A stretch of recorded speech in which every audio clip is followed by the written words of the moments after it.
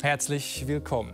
Liebet eure Feinde, soll Jesus gesagt haben. Und es scheint ganz, als habe der Kapitalismus sich dieses Gebot zu Herzen genommen. Denn einer der bekanntesten Kritiker des Kapitalismus ist längst zum Konsumgut geworden. Nicht nur seine Bücher und Filme verkaufen sich bestens, nein, von meinem heutigen Gast gibt es sogar Aufkleber, Caps und auch Sabberlätzchen für Kinder. Herzlich willkommen, Slavoj Žižek. Vielen Dank, es ist meine Ehre. Gleichfalls, es ist mir eine Ehre. Hier Sabberlätzchen für Kinder, Caps, Aufkleber. Der Kapitalismus ist schon ziemlich schlau, oder? Wie er das macht. Den größten Kritiker am besten zu verkaufen. I'm not ashamed of it. Yeah? Because I know what this is. It will maybe sound a little bit arrogant, but also bitter. That's the way how my opponents try to disqualify me. They say, yeah, go and listen to him, it's amusing, but don't take it too seriously. Well, I still think that you can do both things. That you can be amusing and at the same time very serious. And very briefly, so that I don't get lost, I will tell you why. I have here a theory which is very tragic. Did you notice how all the best movies about Holocaust are comedies? Oh, yeah. La Vita è Bella and others. Because when terror reaches a certain level, you cannot do it as a tragedy. A tragedy means that if I'm, sorry for the bad taste example, if I'm torturing you, you still act as a hero. You say, no, you open your breast, do whatever you want, I will not. But sorry, when you are really in a place like Auschwitz or Gulag, you lose this dignity. And the only way to survive it is through stupid humor. And I can confirm it. Jokes are too tasteless, I will not give. But do you know there was a whole subspecies of Auschwitz humor in Bosnien, of Srebrenica humor. So I also das heißt, der Humor, der da drin steckt, ist eigentlich die einzige Waffe, um mit Ihrer Theorie, mit der Tiefe auch umzugehen, mit dem, was Sie uns sagen wollen. Yeah, but not because I'm not really deep. I hope I am in some sense, but because, you know, I'm not the usual Marxist. My message is a very pessimist one. Genau, und die werden wir heute ein bisschen anschauen. Sie sind einer der bekanntesten, aber auch umstrittensten Intellektuellen unserer Zeit. Sie wurden auch als gefährlichster Philosoph des Westens bezeichnet. Manchmal auch als Elvis der Kulturtheorie und so weiter. Sie schreiben... I hate that. Ich weiß, dass Sie das hassen, ich habe es trotzdem gesagt. Sie schreiben über Popkultur, über Politik, über Toiletten und Sex, genauso wie über Marx und Hegel. Und das, wie ich finde, immer auf eine überraschende Art. Sie sagen immer, die Dinge sind genau andersrum, als wir meinen. Und das ist das Interessante. Und heute wollen wir in dieser Stunde mal so ein bisschen die Theorie von Slavoj Žižek und die Denker, die dahinter stehen, besser verstehen. Just add something. Ja? It's along your lines. I am getting tired of this rhetorische Figur of mine. Die Dinge sind aber anders, the other way around. Isn't it that quite often today we find a kind of a double trick, like in Ukraine? Those who should have been against Russian aggression, in a way admit but deny the obvious fact. Russia attacked a smaller country, and you know what's the usual phrase? No, it's not so simple, things are more complex. So sometimes the very reference to depth and complexity can make us forget the obvious fact. Ja, das stimmt. Über die Ukraine müssen wir auch noch reden. Bevor wir aber über die Theorie dahinter reden, hinter Ihrer Kulturanalysen und Zeitanalysen, die viele kennen, müssen wir, glaube ich, persönlich anfangen. Sie sind 73 geworden. Leider, ja. Wie geht es Ihnen? Gesundheitlich, persönlich? Ich habe ein schweres Diabetes und so weiter, einige Herzprobleme. Sorry, but to make a philosophical joke, sometimes I forget that I don't speak German, you know. Then I simply do it. No, but quite seriously, now I will say something again to shock people. But I mean it so seriously.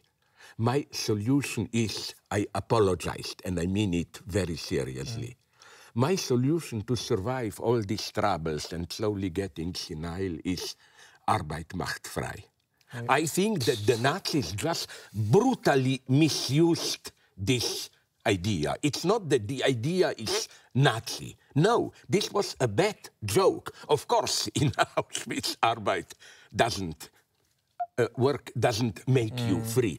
But I think what allows you to survive in these crazy times, I have problems with my illness, I worry about situation in the work, is to have as a kind of a Grundritual, a field of work, and you stick to it at any cost. When I had COVID recently, and it wasn't a serious one, but I was very tired, the work went on. Und das ist wichtig, das gibt Ihnen Halt, die but Arbeit. It must be, I wouldn't call myself creative, it's too arrogant, but work which means something to you, which is deeply satisfactory. I cannot survive Das heißt, Sie sind nicht ruhiger geworden. Sie machen immer noch viele, Sie schreiben fast 100 Bücher geschrieben, muss man sagen. Sie schreiben weiter, machen Vorträge, Interviews. It's different versions of the same material. I call this ironically ecological writing. You know, I recycle.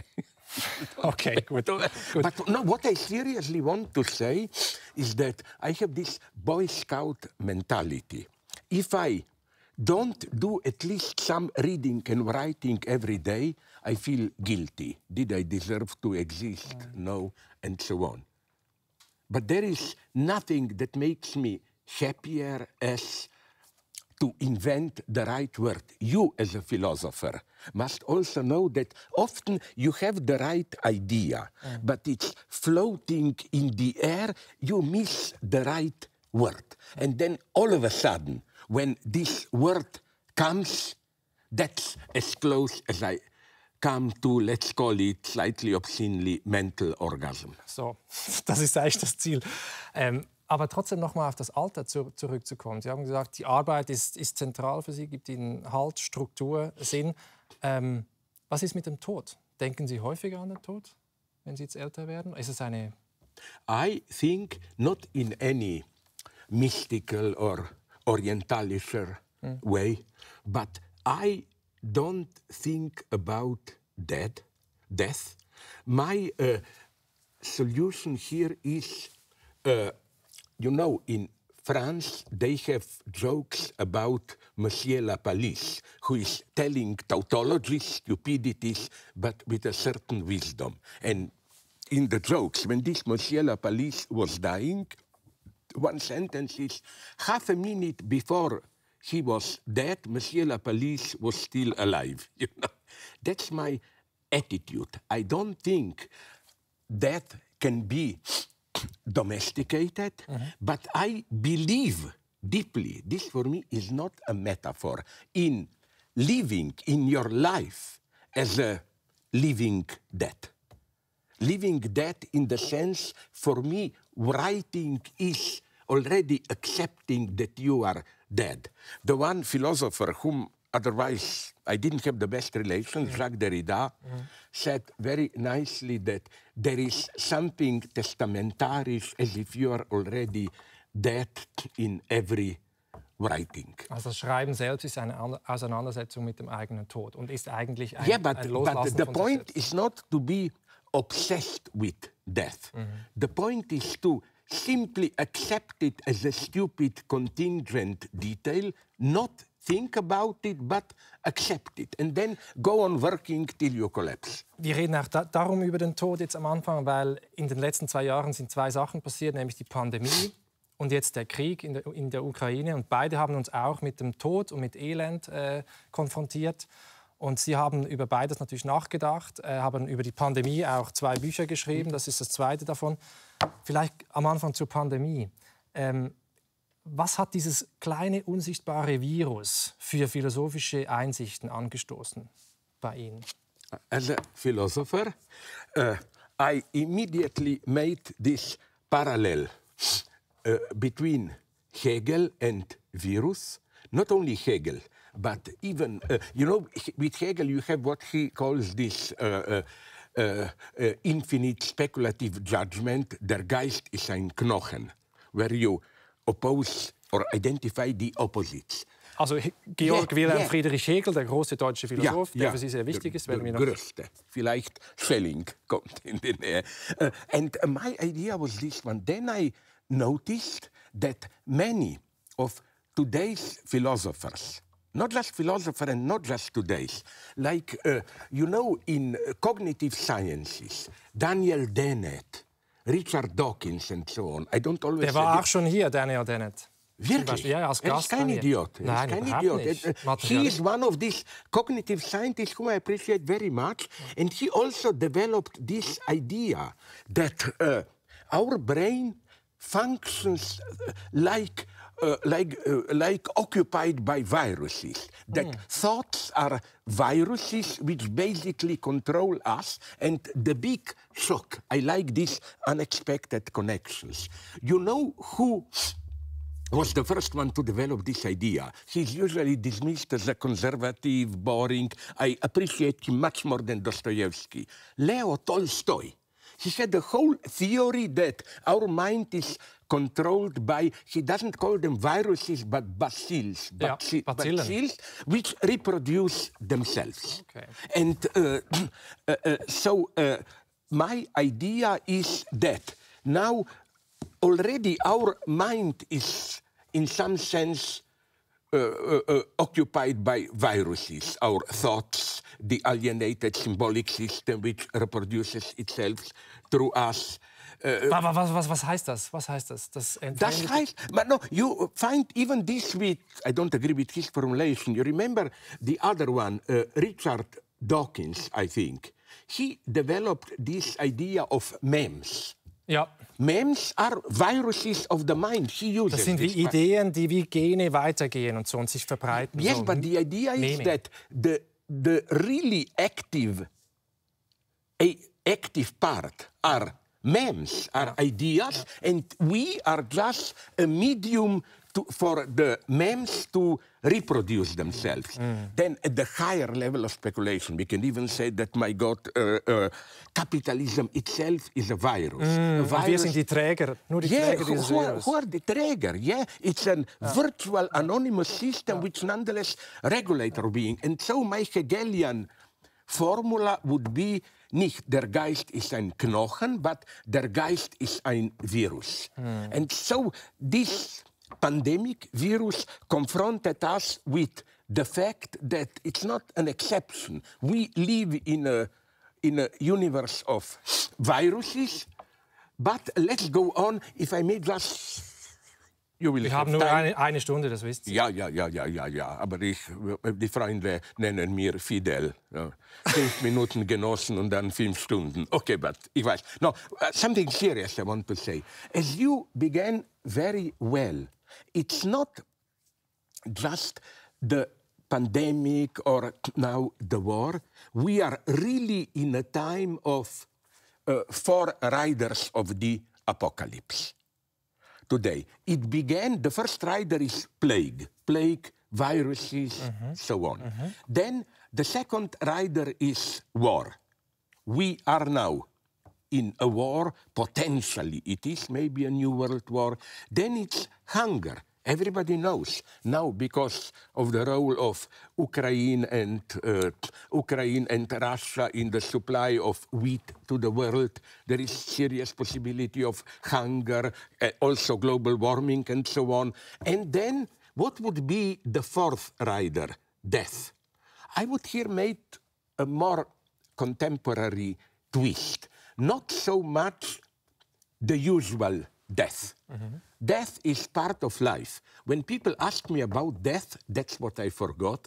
I quote my most beloved graffiti that was popular in the time of, maybe you know it, of Solidarność in Poland.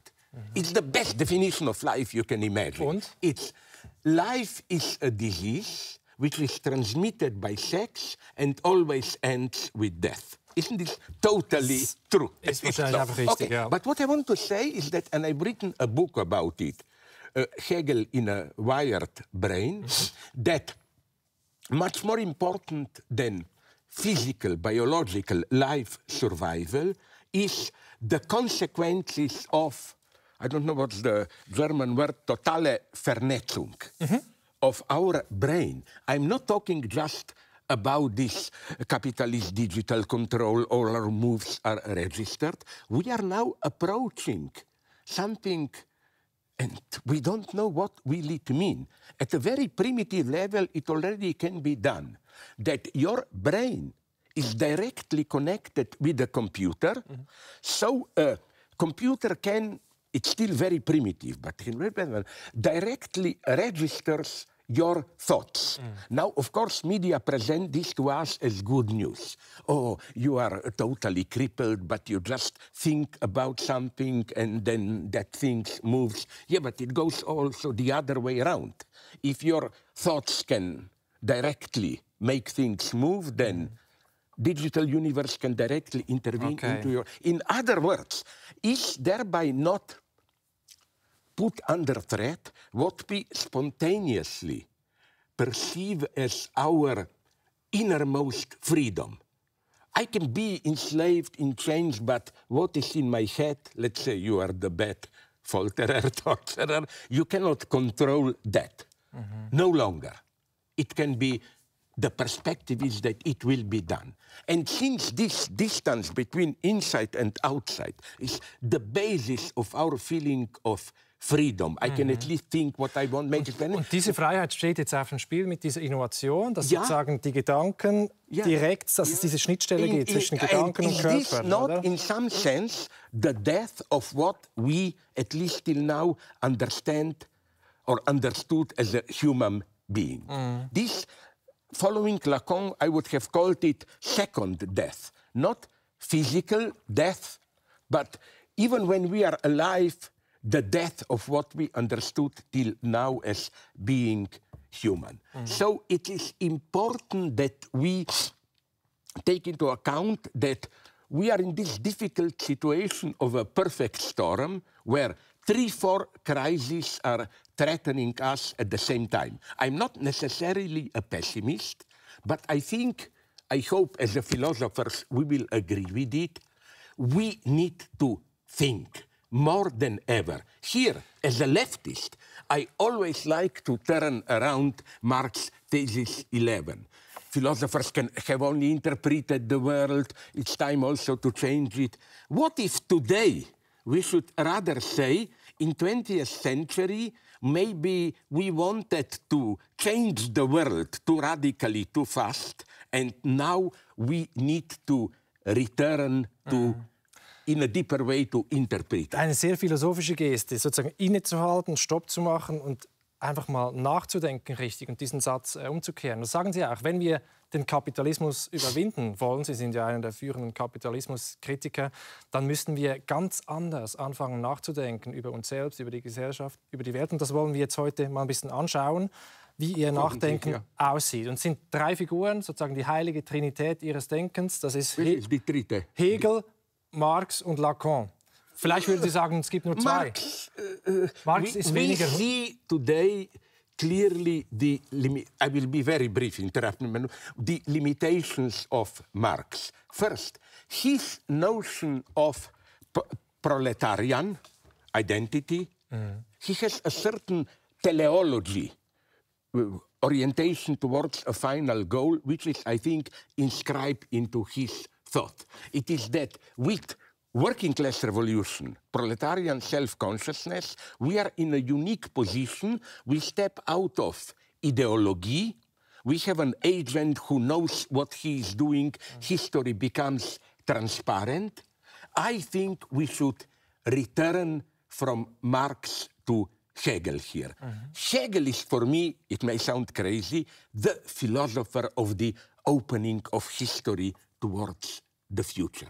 Because you know what Hegel says, and I deeply agree with him, that's the lesson of 20th century. In his Vorrede zu Rechtsphilosophie, Hegel says that philosophy cannot say anything about the future. It can only grasp a figure of life in its conceptual structure when this figure of life is already decaying. Es kommt wie die Eule der Minerva immer zu spät, in der Dämmerung. So Hegel would feel, I think, like fish in a water in 20th century. We have first the outbreak of World War I.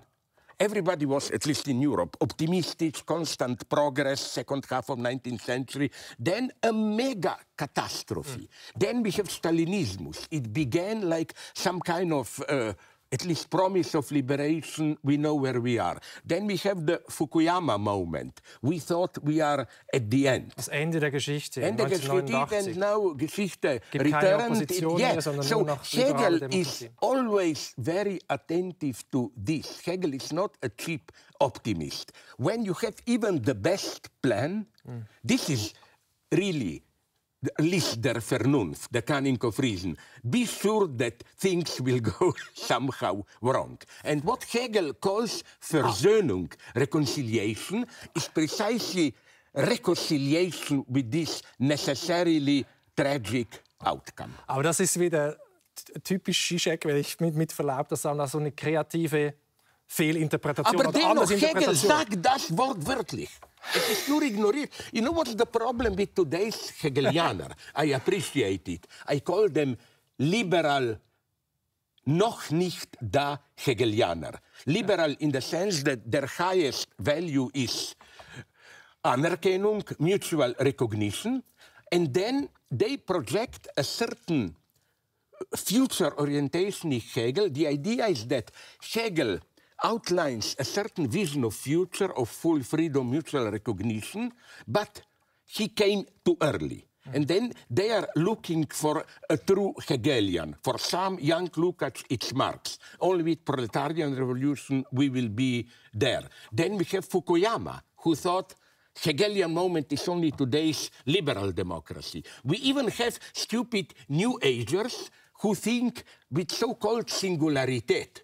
Yeah. When our brains will become one, that will be Hegel's absoluter Geist. No, Hegel is a much more pessimist. Hegel thinks future is undurchsichtig. Yeah. And my problem with Marx is that he imagines capitalism, communism, Freudian mistake, communism as a time of this transparency, Durchsichtigkeit, where history will no longer, or the system we are in, will no longer be alienated. Our collective mind will be able to control the situation.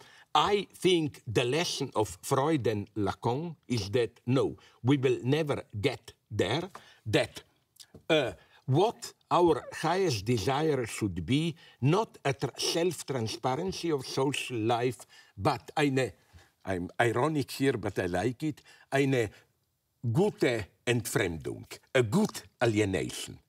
Was könnte das heißen? Gute Entfremdung. This means we have to accept as humans, alienation in the sense that we are not just individuals communicating with each other. In every communication, there is a presence, only virtual, of what Jacques Lacan called le grand autre, große andere, the big other, the anonymous system which regulates it. Alle diese Normen und Erwartungen und Sprache and especially important, I cannot emphasize this enough, because I think today this is threatened. We should not underestimate the role of unwritten rules. You know, rules that regulate our communication are not just the explicit rules. Klar. Each system implies another domain which tells us how seriously we should take the explicit rules. For example, do you have the same everyday ritual in daily life? Let's say... Coffee. Yeah, no, not even this. Yeah, also. But let's say I'm sure I'm not, but let's say I'm richer than you. I invite you to dinner. I'm sure. Do you also have this ritual that when the bill arrives, you have to insist a little bit rhetorically, no, let's say, we both know you will at the end accept it. But we have to go through this ritual.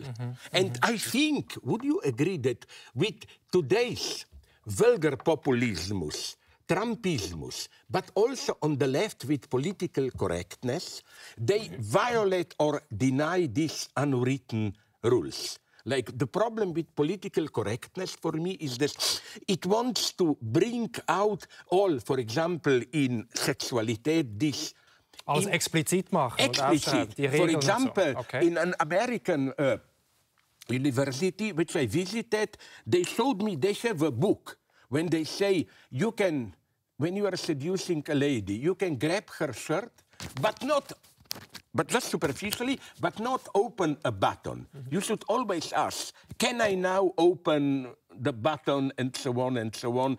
It's totale Regulierung. And I find this very dangerous because this is not how our mind works. All our, not only sexuality, but everyday politeness implies something said, something no said, something said, but not meant seriously, and so on.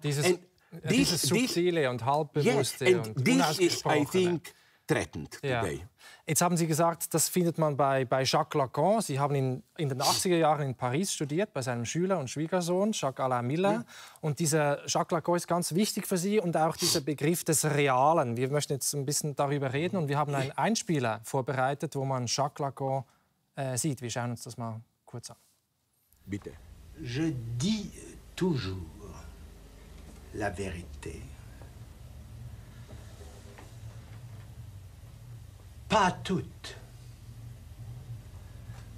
Parce que toute la dire, on n'y arrive pas. La dire toute, c'est impossible matériellement. Ce sont les mots qui y manquent. C'est même par cet impossible que la vérité touche au réel. First, I must say something that will Darf ich noch eine Frage stellen? Ja, nein, ist gut. Nein. Einfach loslegen.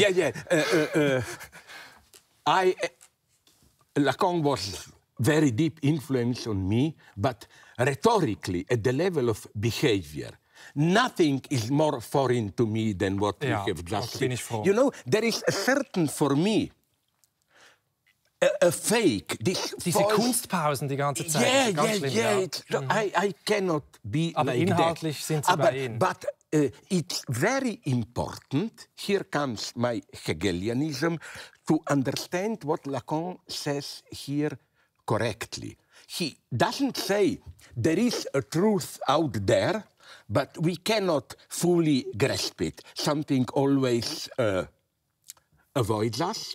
I think that his point is much more Hegelian. Yes, we cannot tell all the truth. It's always antagonist, inconsistent.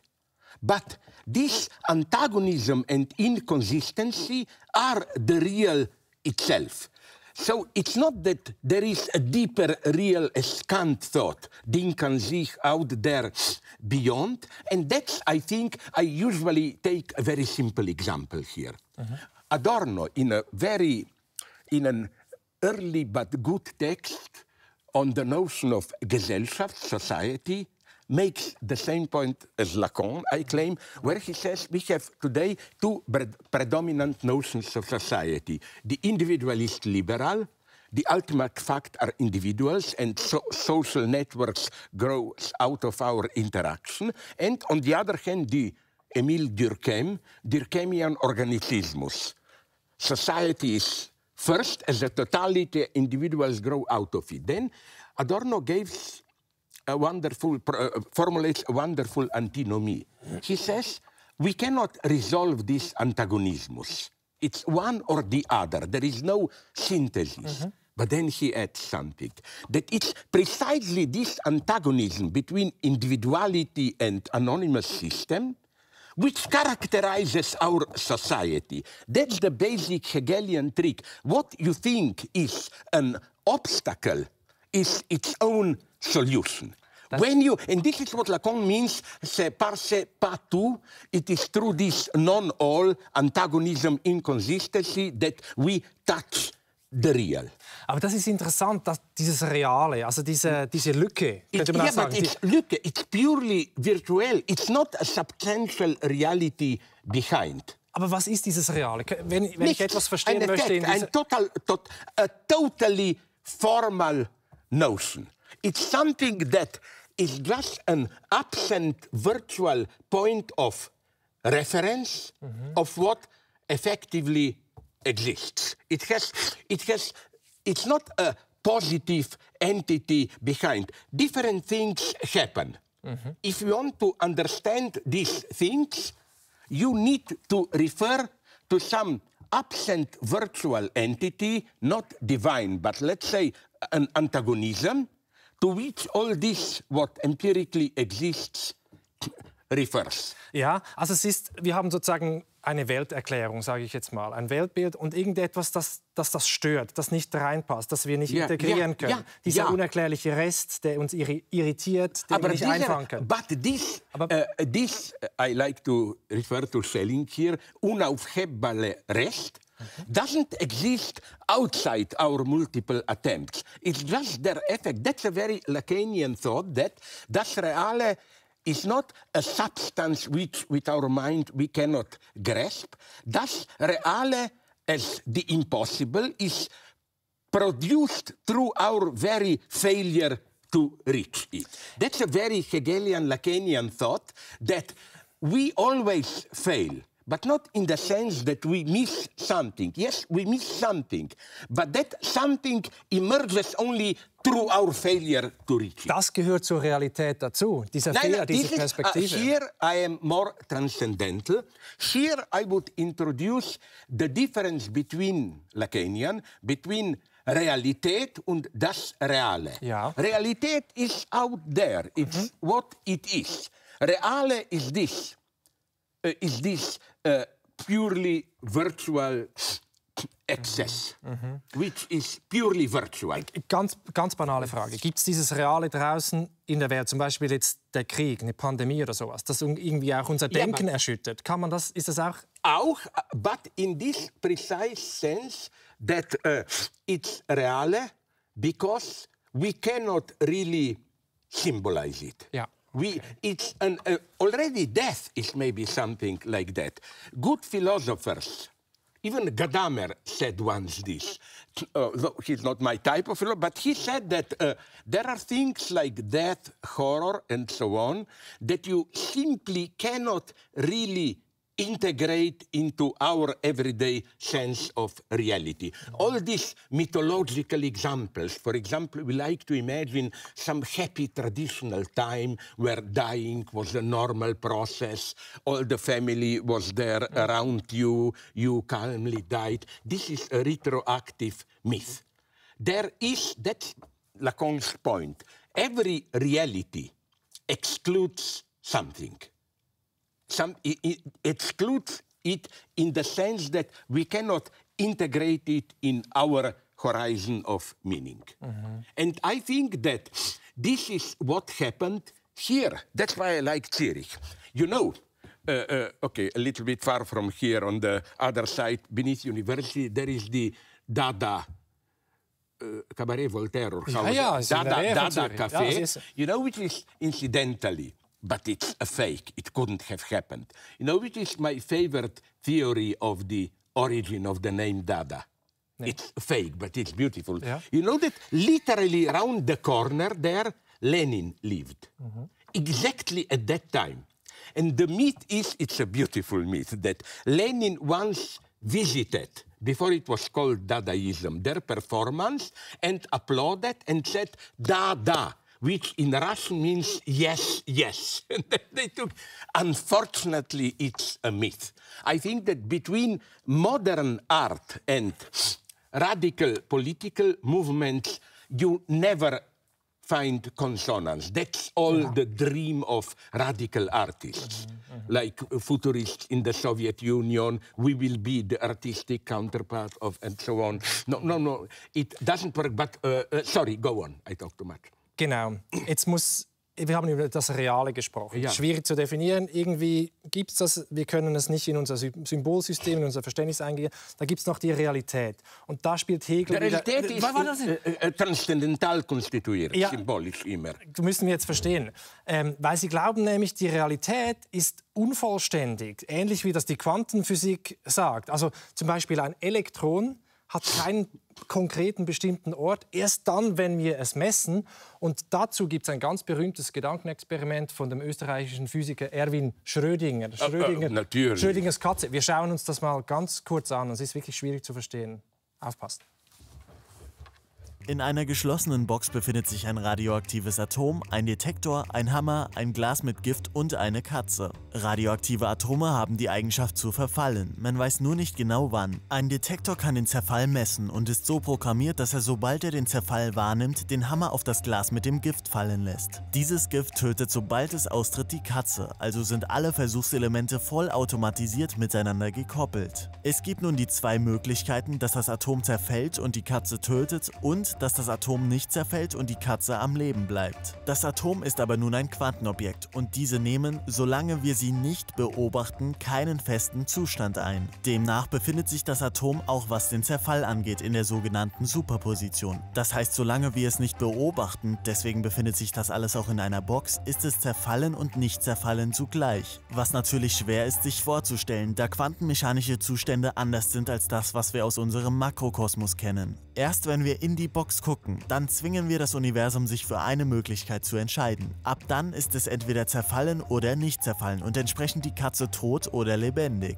Wenn nun aber in der geschlossenen Box das Atom zugleich zerfallen und nicht zerfallen ist, muss der Detektor auch zugleich ausgelöst und nicht ausgelöst sein. Dadurch hat der Hammer das Glas zerstört und nicht zerstört und das Gift ist ausgetreten und nicht ausgetreten. Demnach müsste, solange wir nicht in die Box gucken, die Katze tot und lebendig sein. Wie wir sehen, wechselwirken hier Objekte aus dem Mikrokosmos mit solchen aus dem Makrokosmos und diese müssten eigentlich jeweils ihren eigenen Naturgesetzen folgen. Dass das Atom aus dem Mikrokosmos gleichzeitig zerfallen und nicht zerfallen ist völlig in Ordnung. Doch eine Katze ist kein Quantenobjekt und kann daher keine Superposition einnehmen. Eine Katze kann nicht tot und gleichzeitig lebendig sein. Und dieser Widerspruch ist das wahrscheinlich fundamentalste Problem unserer modernen Wissenschaft. Ja, ein eklatanter Widerspruch, der unser Denken an eine fundamentale Grenze bringt. Nämlich, dass wir anerkennen müssen, dass die Wirklichkeit widersprüchlich ist in ihrem Wesen drin, bis wir sie beobachten. Ja. Aber I want to add something here. You know probably that even today, people try to avoid this conclusion. For example, she is now, I think, very popular, at least in podcasts in Germany. Physikalische Theorist Sabine Hossenfelder. She basically goes back to Einstein and claims that this indeterminacy superposition simply means that our knowledge of reality is incomplete. Also es gibt keine Widersprüche, wir wissen es einfach nicht, wie es ist. Yeah, so. Das ist Einsteins Position gewesen. Yeah, aber die Quantenmechanik but here sagt was I'm anderes. absolutely for Niels Bohr, of course. No? And first thing, to return back Niels to... Bohr, der berühmte Physiker, genau muss man vielleicht dazu sagen. Vater von Quantumphysik, and he is for me one of the authentic geniuses of 20th century, scientific and in general. If I may repeat here what I already did 50 times in my book, Niels Bohr gave the best definition that I know of how ideology functions today. Mit dem Hufeisen, oder was? Yeah, erzählen Sie yeah. das. When he answers why does he have this... Erzählen Sie das, ja? Yeah. The myth, but it's supposed to be true, is that Bohr had a house in the countryside where there was a horseshoe above the entrance, which allegedly prevents evil spirits to enter. And the friend visits him and says, but you are a scientist. You are not superstitious. Why do you have this? And Bohr answered, of course I'm a scientist. I don't believe in it. But I was told that it works even if you don't believe in it. That's Ideologie heute. We are all cynical. We don't believe in it, but we somehow rely on it that it works. But back to this quantum problem. you know, what I did in my books, it's maybe too wild a speculation. I tried to link quantum physics to Schelling, who in his Weltarter Fragmente also formulates the hypothesis that beneath our own ordinary reality with fixed object, there is another virtual potential reality which is fleeting, more ambiguous, and so on. But now I come to the central point. Again, Bohr did a properly Hegelian thing. What others before him thought is just the limitation of our knowledge. He said, no, my God, why couldn't it be in the thing itself? Why cannot the thing itself be indeterminate? This is for me extremely important because, again, it allows us to move beneath rather than beyond our ordinary notion of reality, which is still, I think, descending from 19th century. The basic idea was, what is ultimate reality? Empty space where some small particles are jumping up and down, no?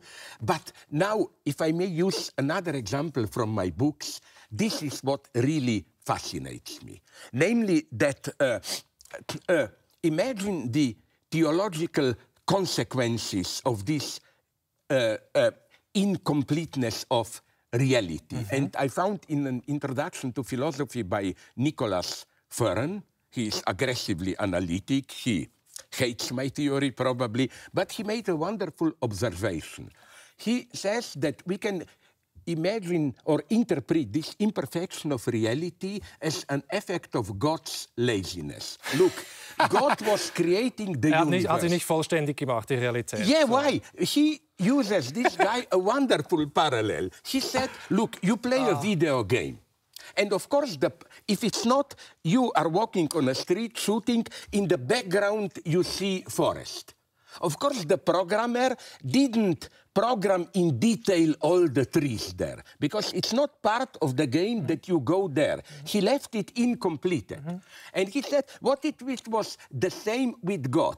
He said, people, humans, are too stupid. They will never reach the subatomic level, so I will not care to program it. No? Also nicht, genau, die Idee ist nicht, wenn man im Videospiel dahin geht, dann sieht es unscharf aus, aber nicht, weil wir es unscharf sehen, sondern es ist einfach unscharf. Es ist nicht programmiert. Es ist unvollständig programmiert. What if our reality is like that? But dann sind wir klüger, als Gott gedacht hat. That's the idea that we were, and this would be for me the proper, but we can talk about later not, Kierkegaardian position. Søren Kierkegaard, der dänische Philosoph. Yeah. But ganz kurz vielleicht, ja, interessiert mich. No. Ganz kurz. No. It would be too much because I would have to return to Pascal. You know, Pascal's Wette, wager. He doesn't mean simply detailed analysis has shown that his idea is not, if you don't believe, act as if you believe and belief will come or whatever. No, basically, if you read Pascal, his pensée, really in detail, his idea is that if you know that God believes, but don't act as if, but act as if he believes, you are a usual religious man, not interesting. If you act as God, if you don't believe in God, and act as if God doesn't exist, you are a secular philosopher. Things get interesting when you paradoxically join the two. Like the usual humanist agnostic position is, I know God doesn't exist, but I, out of respect for tradition, I act as if he exists, it helps. But the true Kierkegaard's position is much crazier. It is, I know that God exists, but I will act as if he doesn't exist. And I think if you replace God with today's God, who is scientific determinism. Okay.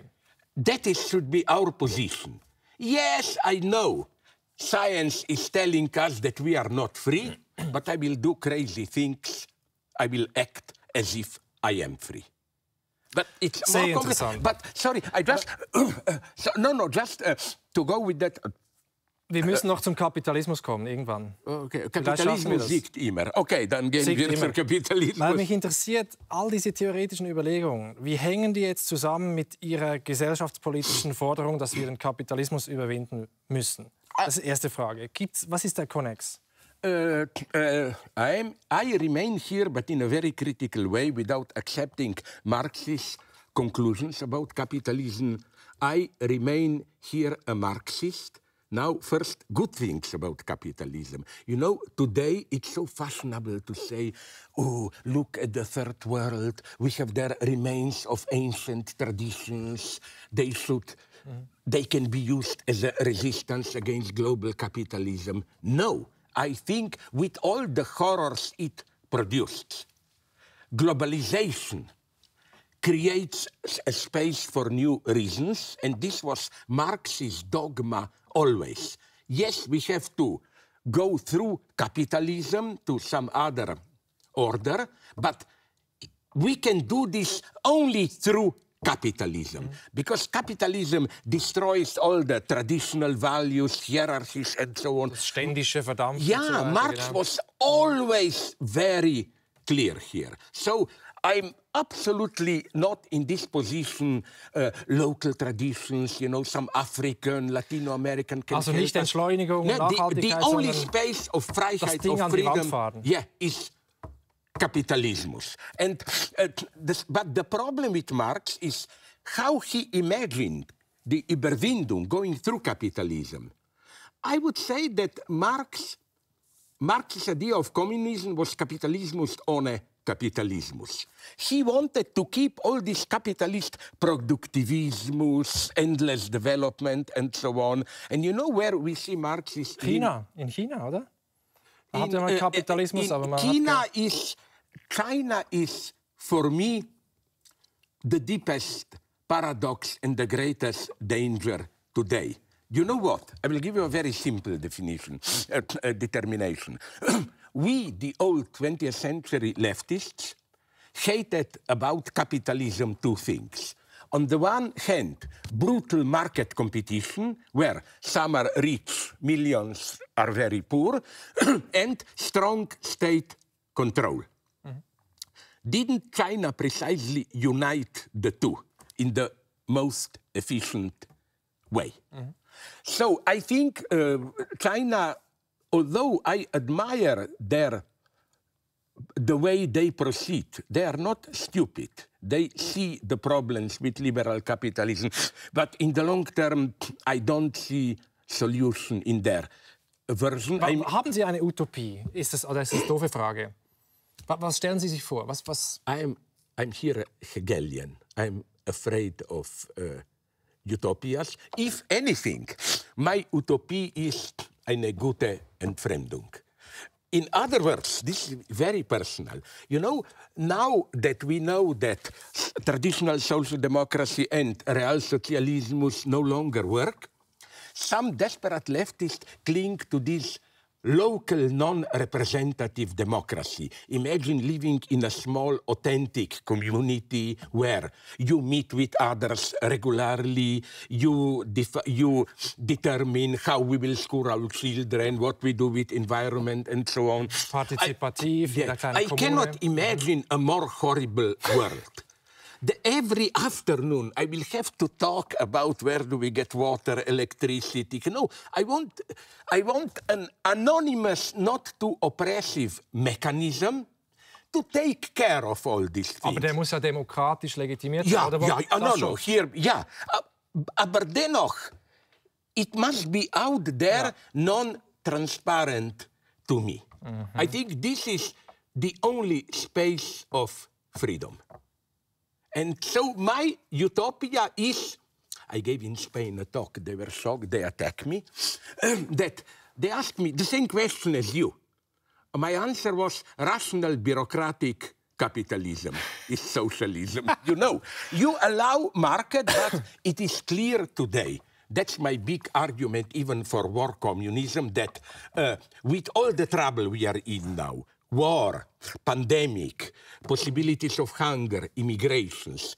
I'm not talking about abolishing markets. A world government today would have meant incredible corruption. Better not think about. But we must find a way to establish international cooperation and minimally direct control the markets. Look at global warming. What happened, you remember, last summer in my favorite almost places in the world, Vancouver, Seattle, Portland, temperatures of 50 degrees. Ja, jetzt auch in Indien war er. Also Yeah, but you know what's crucial? This has nothing to do with their local pollution. The whole air circulation on the northern pole is interrupted, which means only through strict international strong cooperation, and the problem is how to invent it, because whenever we are in trouble, we retreat to protectionism, will we be able to solve it. I think it's a matter of survival for us only in this sense. Forget about Central Comité der SED or whatever, 20th century. Will we be able to find a solution for us? Aber es braucht nicht, wie die Klimajugend fordert, einen Systemwechsel, System Change, not Climate Change. Also was heißt das? Also es braucht Anpassungen. Es ist sehr so moderat, klingt das jetzt. But you know how I define myself? That's my new definition, which horrifies all my leftist friends. Seit wann ist die gültig? 2 Jahre. Ich bin ein moderat-konservativ Kommunist. That is to say, by communismus, I mean we will have to seriously change in the direction of more social cooperation, global healthcare, and so on, our global system. But you know what I appreciate with intelligent, moderate conservatives? Lenin liked this in them. He wrote this. He said, they mean it seriously. They are not cheap liberals who just promise things, welfare. A good conservative always thinks about, wait a minute, what are the dangers? What will be the price we will have to pay for it? So I'm not talking about Trumpian, populist, whatever. Hat dieser Konservatismus auch mit dem Alter zu tun? Mit dem? Mit dem zunehmenden Alter? Sind Sie konservativer geworden in Ihren Ansichten? No, because I am still radical. I think radical changes will be necessary. I think we are approaching at least the high probability of a crisis. Global warming means that now in India and so on, means less food, means new migrations. What will happen when, for example, from Middle East, where really, I was there, I checked it. I was there in Dubai as a tourist when temperature rose to 55. And even local people told me there, no, it's not that we can get used to it. It's unlivable. So great changes will have to take place. How to do it without war? That's the problem. But also, poverty, we have to... This is why... Another shock for my leftist friends. I don't like this focus on immigration. You know, we should open our doors. No, if we open our doors, just open, we will have millions here, and then ordinary people, populists, will vote against this. We will have a civil war or whatever.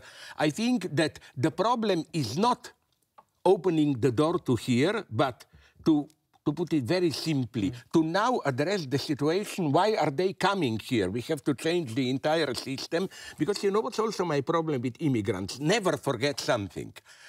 Mostly, not the truly poor are coming here. Those who come here are usually, many of them, half criminal. You have to have money to pay the smugglers and so on and so on. A different approach. Muss man auch vorsichtig sein, hä? Vorsichtig, ja. Yeah, and I got, you know, Keine Vorurteile bedienen. Yeah. You know, now they gave me a wonderful answer. Now I publish a lot with Die Welt in Germany, a paradox, who is moderately conservative. And you know, I have a dialogue with them. I told them, but nonetheless, I'm some kind of communist, although moderately conservative. Why do you publish me? And you know what the answer I got from them? No problem, because we are moderately communist conservatives. You know, so as they say in Casablanca, beginning of a beautiful friendship. Sie haben gesagt, das Ziel ist gute Entfremdung. Ich habe Ihnen hier einen Spiegel mitgebracht. Ja. Wenn Sie da reinschauen, was sehen Sie da? Ist das gute Entfremdung? Es ist etwas absolut schrecklich. Because I hate mirrors. I hate seeing myself on screen.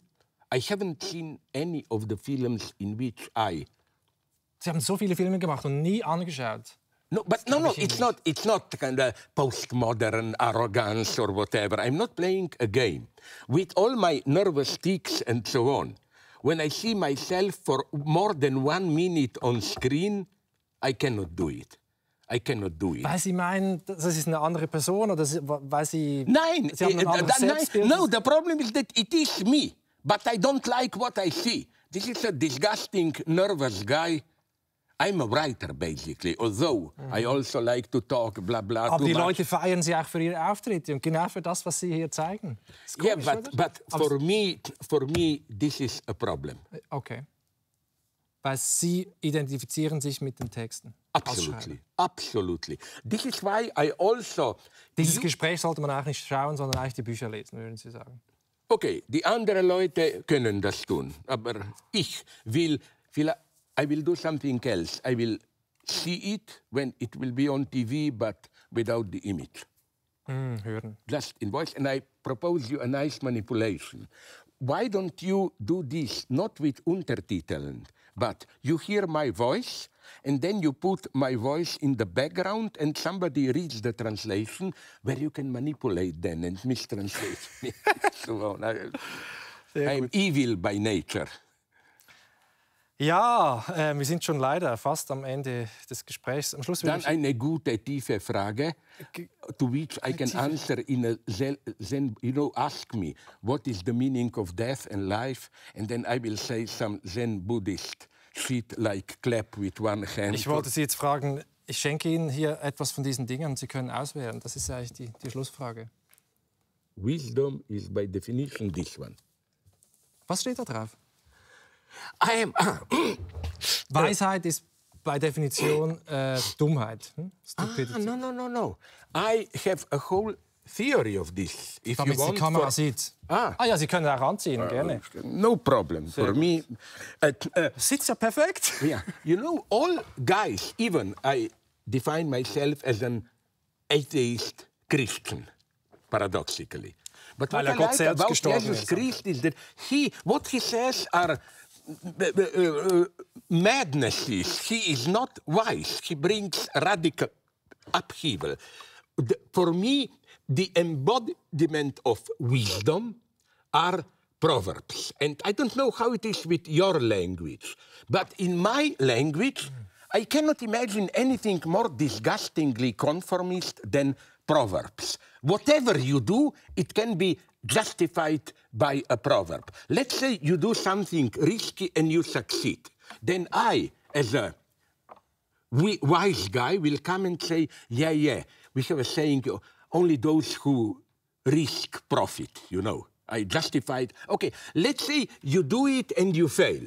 I will come again and I will say something. We have in Slovene a very vulgar proverb. Don't urinate against the wind because then it will... You know, this is for me the truth of wisdom, that it can retroactively justify everything. So for me, we don't need wisdom which gives a false peace. What would be the wisdom? I tried it once in a parodic way, but I did it in Israel, and there were even people with tattooed signs who agreed with me. I said, your situation there was so desperate that wouldn't the most disgusting thing be, let's say a wise guy, maybe a Nazi, comes to Jews who are there starving of death and tell them something like, resign yourself to it, suffering is part of life, you always can find a little piece of happiness even here. This is an obscenity. This is wisdom for me. We need madness. We need well thought, but nonetheless crazy decisions. Das nehme ich als Schlusswort. Danke, Slavoj Žižek, für diese tolle Stunde und ich habe viel gelernt. Ich bin sehr dankbar zu dir und ich werde sagen, dass weil du nicht ein schlechter Mann war, wenn wir, das Volk, die Mark, wir, I as embodiment of the people, when we take power, you will not go to Gulag, just it would be good. 2-3 years of Zwangsarbeit. Ja, that will be das ist gütig. Das ist human, das ist human.